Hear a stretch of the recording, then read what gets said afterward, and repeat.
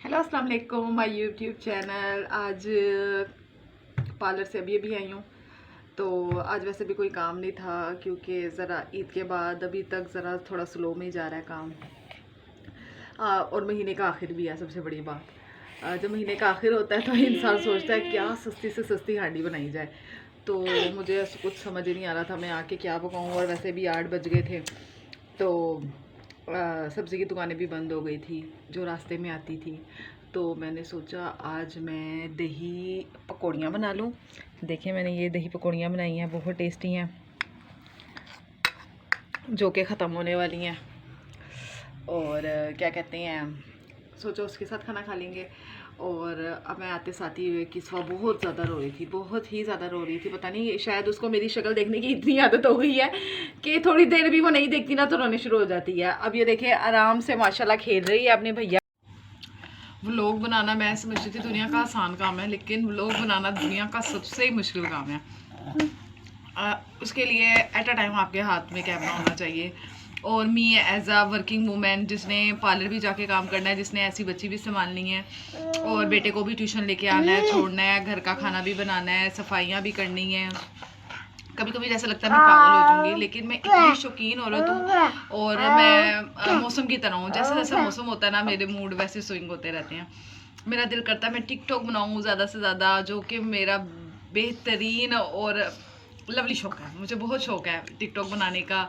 और इतने busy schedule की वजह से भी सारे लोग मुझे छेड़ते हैं कि हैरत है कि ये क्या कहते हैं, इतना बिजी होने के बावजूद भी टिकटॉक यानी एक्स्ट्रा एक्टिविटी में वो रहती है। तो मुझे बड़ा शौक है।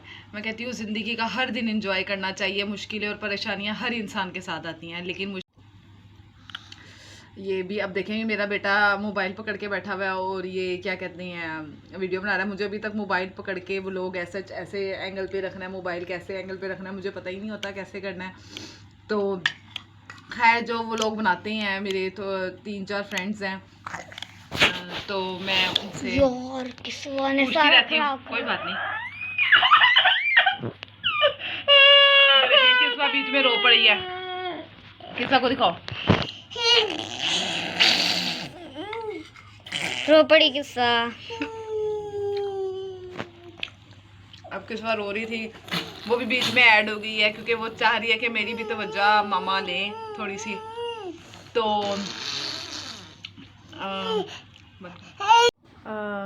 मैं आपको अपनी लाइफ के बारे में कुछ बताना चाहती थी कि जैसे कि 9.5 साल पहले मेरी शादी हुई थी। उससे पहले ही मैं पोलर फील्ड में थी, मैं पोलर का काम सीख रही थी, मैं अभी सीख ही रही हूँ। मैं 2-3 साल से फ़रा ब्यूटी सैलून जो फ़रा मैम है, मैं उनकी बहुत ज़्यादा बड़ी फ़ैन हूँ कि उनसे ज़्यादा मेरा कोई फ़ैन ही नहीं हो सकता।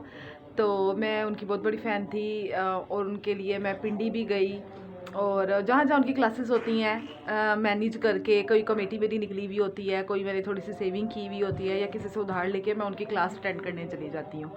तो अभी भी क्या कहते हैं उनकी क्लास आ रही है, वो कोई क्या कहते हैं मॉर्निंग शो करवा रही हैं, उस पर क्या कहते हैं कंपटीशन हो रहा है। तो आई होप गैस करें आप लोग कि मैं उसका पार्ट बनूं कि ना बनूं।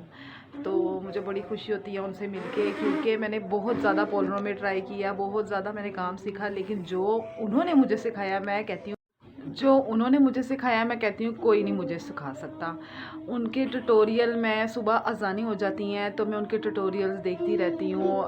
हर चीज़ जिसका मुझे मसला होता था, मैं बेस नहीं सही बना सकती थी, आईब्रो मैंने 3 साल के अरसे में मैंने सीखी है। और क्या कहते हैं बेस का इशू रहता था, कटिंग का इशू रहता था, और भी बहुत सारे मसले मसाइल थे। एक ब्यूटिशियन के लिए हर दिन नया ही होता है क्योंकि वो आए दिन कोई ना कोई नई से नई चीज़ आती रहती है। तो Farah ma'am is the best teacher in the world. मैं कहती हूँ कि अगर उसने अचीवमेंट आज क्या कहते हैं हासिल की है ना, तो सिर्फ अपनी मेहनत, काबिलियत। तो मैं भी समझती हूँ कि मेरे अंदर भी ये क्या कहते हैं थोड़ी बहुत सी इस तरह की चीज़ें हैं। मैं भी बहुत ज़्यादा मेहनत करती हूँ, तो अब मुझे लगता है अल्लाह ताला मुझे रंग लगाएगा, क्योंकि मेरा दिल करता है मेरा भी नाम हो एक, और मैं भी एक फेमस आर्टिस्ट बनूँ, मेकअप आर्टिस्ट बनूँ। मुझे मेकअप से मेकअप से मुझे बहुत ज़्यादा प्यार है। जहाँ भी मेकअप की सेल होती है मैं चली जाती हूँ, लेकिन मेरा बजट बहुत ज़्यादा लो होता है, इस तरह से मैं अच्छी क्वालिटी लेती हूँ लेकिन बहुत कम लेती हूँ।